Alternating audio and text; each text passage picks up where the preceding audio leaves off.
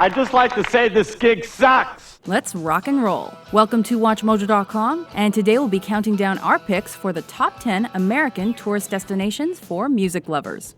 Number 10, the Beverly Hills Hotel, Chateau Marmont, Continental Hyatt House. Kicking off our list are a few infamous spots in LA where the rich and famous used to play. Stories of Led Zeppelin zipping up and down Chateau Marmont hallways on motorcycles are legendary, while the Continental Hyatt House earned the nickname Riot House thanks to the antics of bands like the Rolling Stones. And, well, you could check out of the Beverly Hills Hotel anytime you liked, but you could never leave.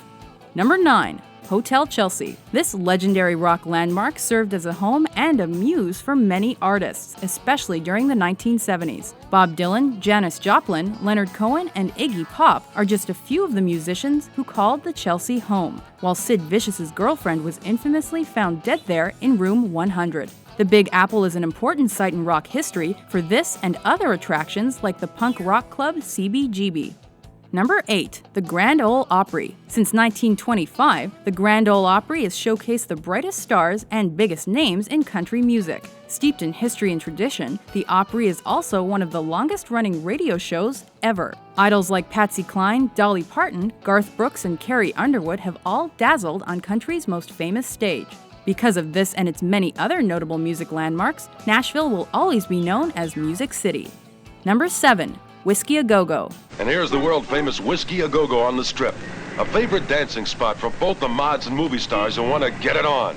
Let's drop in and see what's happening tonight. Thanks to nightclubs and hole-in-the-wall venues where young acts could make a name for themselves, Los Angeles has always been a hotbed for up-and-coming talent. After opening on the Sunset Strip in 1964, the Whisky A Go Go became one of the country's most significant landmarks, and not just because of the dancing. Bands like The Doors played residencies there, while everyone from Buffalo Springfield to Nirvana graced the stage as well.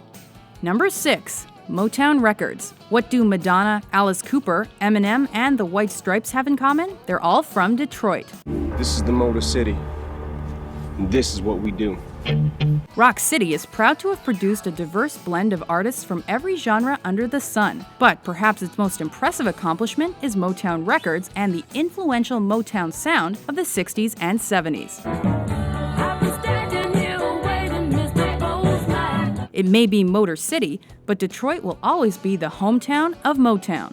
Number 5. The Rock and Roll Hall of Fame. Cleveland claims to have held the first ever rock and roll concert, so it's only fitting this city is home to the Rock and Roll Hall of Fame. The museum opened in 1995, and year after year, influential acts from every genre are inducted. Expand your rock education by browsing the multitude of music memorabilia at this must-see spot. Number 4. Buddy Holly, Ritchie Valens Big Bopper Memorial. Buddy Holly, Ritchie Valens, and the Big Bopper were leaders in early rock and roll thanks to their style and unprecedented music. A freak plane crash one February night in 1959 took them, but their music and their legacies live on. Fans travel to the Iowa farm where they crashed to commemorate the day the music died. Number 3. New Orleans, Louisiana.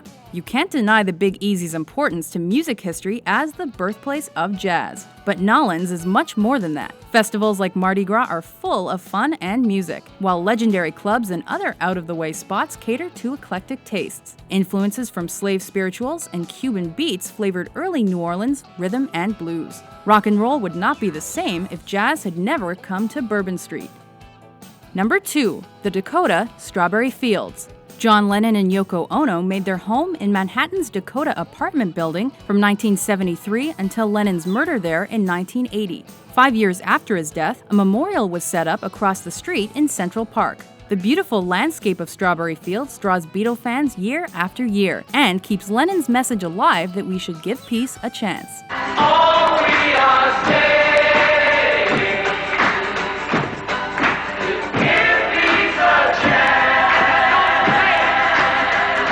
Number 1. Graceland. Taking the top spot on our list is the home of the King. Each year, hundreds of thousands of fans flock to Graceland to see where Elvis lived and died. Presley bought the place at the height of his popularity in 1957 to get away from crowds of crazed fans. And while Elvis was known for his extravagant and sometimes downright tacky costumes, his home was no different. He then proceeded to transform the estate into an ostentatious 1970s decorating disaster.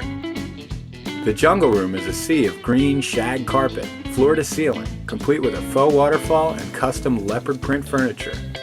There are so many rock landmarks in the good old US of A, we're sure we've missed a few. Tell us which music attractions you would have added.